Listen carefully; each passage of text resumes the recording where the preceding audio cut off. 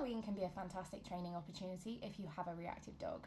However, you need to make sure that you are doing it properly, because otherwise you can teach your dog that a whole new load of things is scary, that in addition to what they already think is scary. So the first thing is you want to make sure that you're giving your dog loads of space to watch people in costumes going by, but without giving them any pressure to interact, and where those people are not going to try and interact with your dog. For example, if you have a driveway, working on your driveway as people are going past can be quite a nice one, as long as they're way back from you, so you sort of where the driveway meets your house, is a really, really nice one. Because especially if your car is on your driveway, you can use your car to create a barrier and give your dog little brief exposures, but not overload your dog. People tend not to come down driveways as well. And this is assuming that you don't need to come onto the driveway in order to get to your house, especially if you are offering sweets to children as part of the whole Halloween thing. So for my house, we've sort of got front garden with steps to the house, driveway to the side, so people coming into our house have nothing to do with the driveway. So that's a really great opportunity to work on trick-or-treaters for us. Also being in your front garden if you've got one, and if your dog is going to be happy with that space. If you do not have that space, maybe try and find like a group event that's going to take place outdoors. So for example, like a local playing field, if there's any sort of competition going on, or any sort of gathering where kids are going to be, so for people local to me, I'm thinking of the Great Field in Poundbury, where there are going to be loads of people sort of moving past the Great Field, but not necessarily on it. And if you can be on the Great Field, then you can give yourselves loads of space, as much as you need. And anything like that, where there's going to be a gathering, they're going to be controlled, and you can be near them, but not right up against them.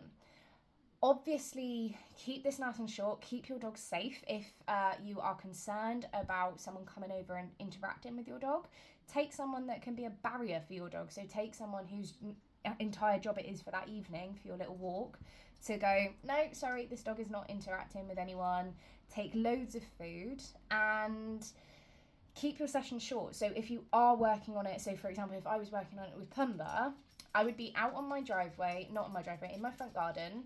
We would do one batch of children coming in, so they sort of do tend to come in little groups. We would work on that little batch, and then he would be inside and he would be having a nice quiet evening for the rest of the evening, because that for him is a big deal. That's a lot of work for him. He doesn't need to be watching the whole evening's worth of trick-or-treaters going backwards and forwards in order to get any benefit out of it. In fact, it's much better to do a little bit and then have lots of nice rest, and then do a little bit more. Obviously, if we are going to have trick-or-treaters anytime from like this evening until Tuesday, then it's a perfect opportunity to do like little bits each night, but without having to completely overload your dog and cause them to react. I would seriously avoid having your dog be in your house when you are greeting trick-or-treaters by the door, because if they are reactive, because generally front doors are very tight spaces.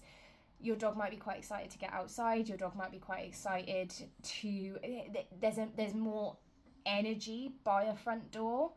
And if any kids sort of lean forward, or they're coming into, they're reaching in to get sweets and things like that, that can put a lot of pressure on your dogs. That can send a lot of icky signals to your dogs that actually might cause your dog to react versus not.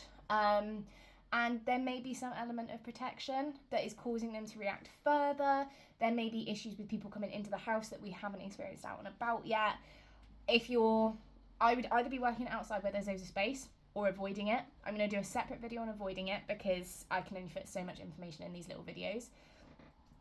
But I would be working where there's lots of space, where you can do little brief exposures, and then that's it. So that's what I would be doing if you've got a dog that's reactive. Use a muzzle if you need to, and I would make that bright and obvious. So that's where I get a coloured electrical tape and wrap it round the muzzle if it's a really dark coloured muzzle already. And like I said, take another person with you for that little protective element, so that you're not having to control your dog and other people. There's someone that's on people duty, and all you need to do is work on your dog.